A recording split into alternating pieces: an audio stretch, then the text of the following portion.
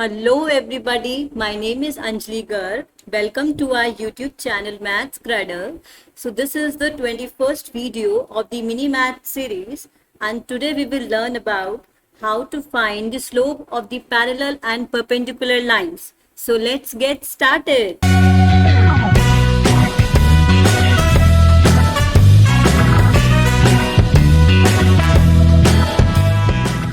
So in the previous class, we have discussed about the slope of a line, how to calculate the slope of a line. Okay, so उस time पे हमारे पास एक line थी, उसका हमें slope कैसे निकालना हमने वो सीखा। आज की क्लास में अगर हमारे पास पेयर ऑफ लाइंस हैं, सो पेयर ऑफ लाइंस में क्या क्या कंडीशन बन सकती है। तो लाइक हमने जूनियर क्लासेस में पढ़ा हुआ है कि अगर पेयर ऑफ लाइंस हैं तो पेयर ऑफ लाइंस कैसी हो सकती है, या तो वो लाइंस पैरेलल हो सकती है, राइट। अगर वो लाइन पैरेलल नहीं है तो हो सकता है कि एक दूसरे के ऊपर हो, मतलब कोइंसिडेंट लाइन हो सकती है, ठीक है, दोनों लाइन एक के ऊपर एक हो, ठीक है। या फिर क्या हो सकता है, वो लाइंस इंटरसेक्टिंग हो सकती है, right.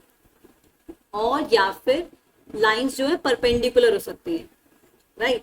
So perpendicular is also intersecting line, right. So in cases में हम लोग स्लोप को कैसे कंपेयर करेंगे, तो आज हम लोग वो सीखेंगे, राइट। सो सपोज मैं फर्स्ट केस लेके चलती हूँ। अगर मेरे पास है पैरेलल लाइंस, अगर मेरे पास दो लाइंस हैं जो कि पैरेलल हैं, तो उस केस में मैं कैसे बता सकती हूँ कि उनका स्लोप कैसे इंटररिलेट करेगा, ठीक है। ये मेरे पास कोई कार्टेशियन प्लेन है, मैंने दो लाइंस ली जो कि पैरेलल हैं, ठीक है। अब मुझे एक बात समझ आ रही है कि अगर मेरे पास लाइंस पैरेलल हैं तो उनका जो एंगल ऑफ इंक्लिनेशन होगा एक्स एक्सिस के साथ, ये मेरा ओरिजिन है, ये मेरा एक्स एक्सिस है, राइट। तो मेरे पास जो एंगल ऑफ इंक्लिनेशन है, दैट मीन्स ये जो एक्स एक्सिस के साथ जो एंगल बना रहा है वो दोनों एंगल्स क्या होंगे, सेम होंगे, क्योंकि स्लोप जो है वो डायरेक्टली डिपेंड कर रहा है जो उसका लाइन का एक्स एक्सिस के साथ इंक्लिनेशन है, राइट। सो अगर मैंने दोनों लाइंस एक ही एंगल पे टिल्ट कर दी तो मतलब जो ये थीटा बनाएंगे, थीटा 1 और थीटा 2, ये दोनों सेम होंगे, राइट। सो मैं बोल सकती हूँ if my lines are parallel, so I can say that theta 1 will always be equals to theta 2, and I know that if theta 1 and theta 2 are equal, so I can say that my tan theta 1 is equals to tan theta 2, and tan theta 1 is slope of my line L1. This is my line L1 and this is my line L2. So tan theta 1 is slope, that is m, of my line L1, and this is slope of my line L2. So I can say that if slopes of these two lines, parallel lines, are equal, then my slopes are always equal. If angles are equal, then slopes will always be equal. Okay, so this is the case for the parallel lines. What about the perpendicular lines? So if my lines are perpendicular,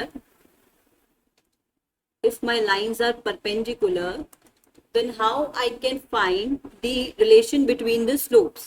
okay तो अब मैंने क्या case लिया, ये मेरे पास Cartesian plane है, ये मेरे पास कोई लाइन L1 है, और सपोज ये मेरे पास कोई लाइन L2 है जो कि परपेंडिकुलर है लाइन L2 के साथ। ये मेरे पास L2 लाइन है एंड ये आपस में है परपेंडिकुलर, राइट। सपोज ये मेरे पास कोई पॉइंट P है, ये मेरे पास Q पॉइंट है और ये R पॉइंट है, ठीक है। अब ये दो लाइंस ने आपस में कुछ कुछ एंगल बना रखे हैं एक्स एक्सिस के साथ। सपोज ये मेरे पास एंगल है अल्फा और ये मेरे पास है एंगल बीटा, राइट।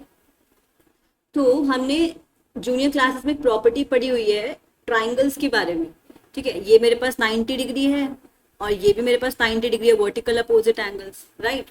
सो मैं बोल सकती हूँ कि जो एक्सटीरियर एंगल है, यहाँ पर एक्सटीरियर एंगल, ये सपोज अगर मैं ये वाला ट्राइंगल कंसिडर करूँ PQR, इन ट्राइंगल PQR, तो इस ट्राइंगल में मैं बोल सकती हूँ कि जो एक्सटीरियर एंगल है that is beta, beta will always be equals to alpha plus 90 degree, right.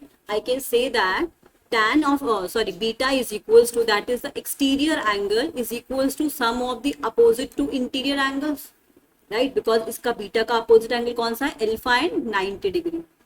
सो अगर हम tan लेते हैं both side, so tan beta will be tan of 90 plus beta alpha, right. So tan beta will be tan of 90 plus alpha.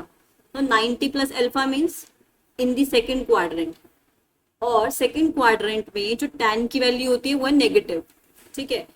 तो ये मेरे पास क्या बन जाएगा, tan beta is equals to minus of cot beta alpha, okay, minus of cot alpha, and we know that cot of alpha is equals to 1 by tan alpha, right?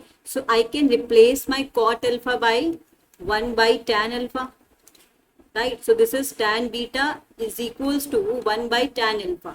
So I can write tan alpha into tan beta is equals to -1, and we know that if alpha is the angle of inclination for the first line, then slope of my first line will be tan alpha, right?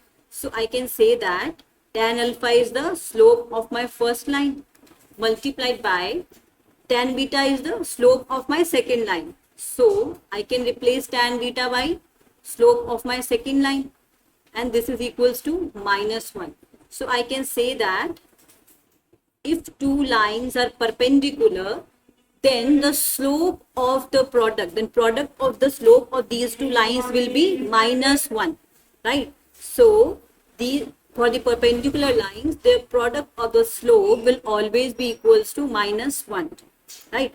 So easily अगर मेरे पास दो lines perpendicular हैं, मुझे एक line का slope given है, तो मैं दूसरी लाइन का स्लोप आसानी से निकाल सकती हूँ, राइट? तो आज की वीडियो में इतना ही। If you like the video please अपने दोस्तों में फैलाइए, चैनल को सब्सक्राइब कीजिए and hit the bell icon to get more updates for the video. Bye bye, thank you.